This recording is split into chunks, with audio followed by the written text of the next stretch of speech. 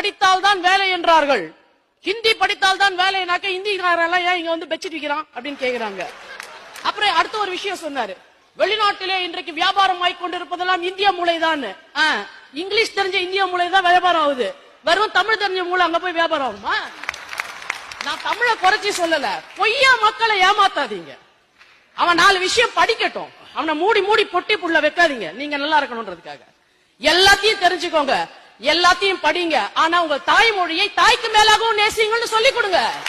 ஏன் பொய் சொல்றீங்க? அவனுக்கு வேற தமிழ் படிச்சுட்டு அவன் தமிழ்நாட்டை தாண்டி போயிட முடியுமா? ரேணிகுண்டா தாண்ட டீ கிடைக்காது சாமி. ஆனா கும்முடி பூட்டிய தாண்டாக்க இந்தியில பேசலாம் சார். கல்கத்தா மெயின் ரோட்ல கே சாயின்னு சாய் சாய தெரியலனாக்க காலி. நீ ஏன் பொய் சொல்றீங்க? பொய்ய சொல்லாதீங்க. பாலிவுட் படத்துக்கு நீங்க நாளைக்கு போய் டைரக்ட் பண்ணல, எங்க ஹிந்தி படிக்காமல போய் பாலிவுட்ல டைரக்ட் பண்ணுங்களா பாக்கலாம். நீங்க ஹிந்தி படிப்பீங்க, பாலிவுட்ல டைரக்ட் பண்ணுவீங்க. ஆனாக்க மத்தவன் ஹிந்தி படிக்க கூடாது, இங்கிலீஷ் படிக்க கூடாது, எதுவும் படிக்க கூடாது, தமிழ் மட்டும் தெரிஞ்சுக்கணும். பொய்ய பேசாதீங்க.